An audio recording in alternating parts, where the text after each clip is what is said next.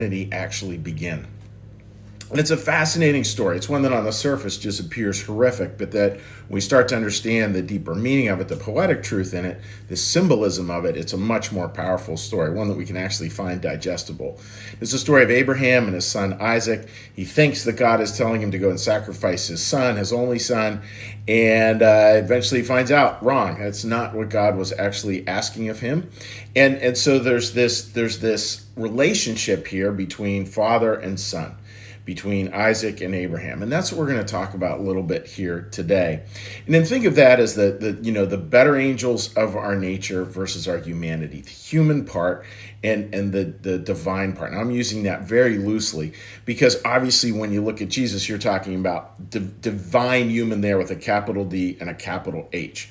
And you're talking God incarnate. You're talking at a much higher level than any of us could ever possibly even replicate or in some vague way mirror. And that's not what we're supposed to do. We're human.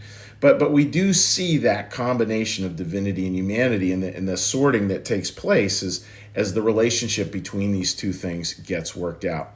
And another way to say that, very simply, would be it's the relationship between our higher ideals and the way we live our life. So the higher ideals, that's the spiritual part. The how we live our life, that's our humanity.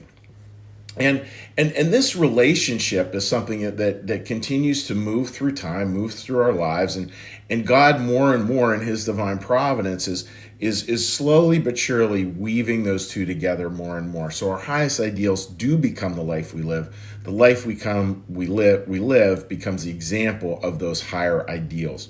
And this is just a beautiful little line here that I found powerful this morning. And it's just talking about his son Isaac here. And he says, Emanuel Swedenborg in the book Secrets of Heaven 28:27 says, humanity begins in rationality. And I love that phrase, humanity begins in rationality.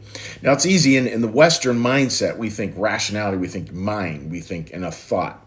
But rationality from a Christian church perspective has a little different connotation to it. And that goes back to that root ratio. The idea that a truly rational person fully understands how the divine, how the higher ideals relates to the humanity, the lower ideals, the way we actually live. And the older we get, the more we should be able to see how those two things work. And when we do, our true humanity, our humanity that does sort of really, really come to the fore, is just like, what's the word? I don't want to use the word overwhelming, but we start to just sense this humanity. And once we start to sense that humanity and that humanity begins to grow and that humanity begins to flow, once that starts to grow in us, what do we start to see is we start to see humanity in its broader sense. I mean, just think of that phrase, right? We all have within ourselves an individual humanity, but then there's this corporate humanity that we start to see humanity everywhere. And it doesn't matter on what side of which political debate you're on or this, that, or the other thing. We start to really understand the humanity that is shared by all people across time. Politics can get us away from that. And so that's why we have to be really, really careful with politics. Because if politics becomes our idol and becomes our God, we're going to be in trouble. If humanity, though, becomes our centering part, then we're in a much better place to move forward into the world and create a much bigger world. Because that's what the people who really make a difference in the world have been able to do. They've been able to see that humanity and to see the universality of it. And of course, we have to make choices. Of course, there are bad actors that we have to keep a distance from. Of course, there has to be consequences, and we have to ask for responsibility. We have to do that over and over again. That is just prudent.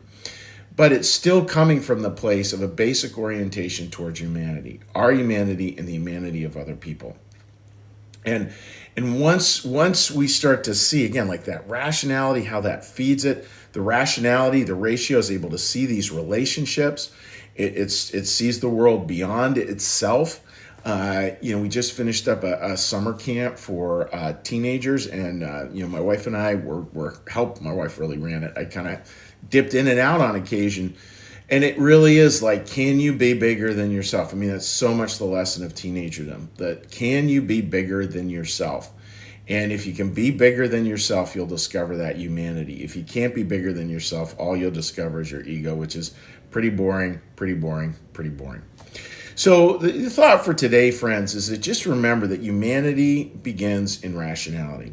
See that ratio. Like, take the time to just take a breath, take a look, see how highest ideals relate to how you're living your life. Start to feel that humanity grow. And again, you can pick any part of these actually. Start to feel where that humanity is growing. And as you see that humanity,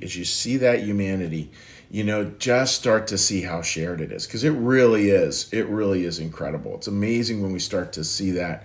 If you want a great story about that, I didn't pull it up for today, but just popped in my mind.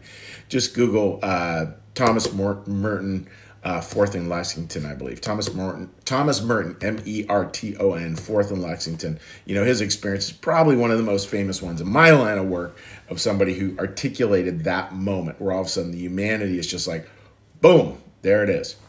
So, hope that makes sense, friends. I find it pretty darn inspiring to think about humanity and to get that's what God is going to be asking us to see again and again and again. And so with that, dear friends, what we're going to do now is we're going to shift gears. As we shift gears here at New Church Live, we take a little breath, we listen to a prayer bell, we do a little meditation, we do a little prayer, we do a little blessing, and then we say hi to folks on Facebook. So with that, dear friends, let's get a little breath.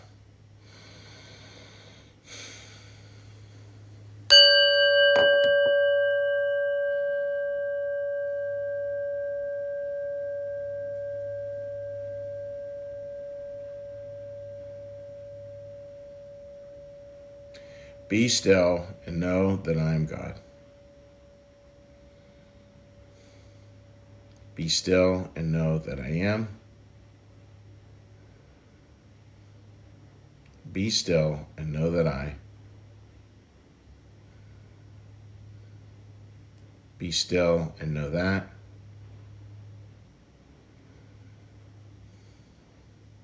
Be still and know.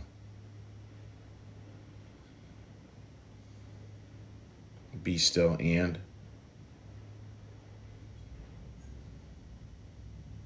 Be still. Be.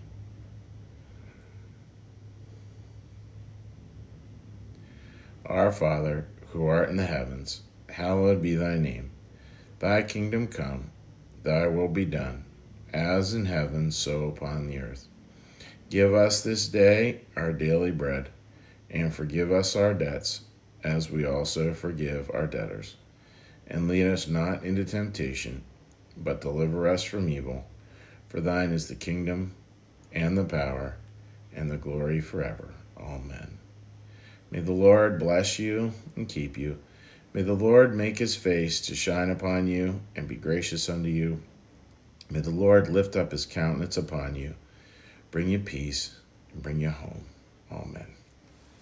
All right, friends, a little quick, cheery hello to folks. And again, I hope you all have a wonderful day. I'll be going to clergy meetings today for our annual clergy convention of sorts, which is kind of fun to do. All right, nobody up on that page.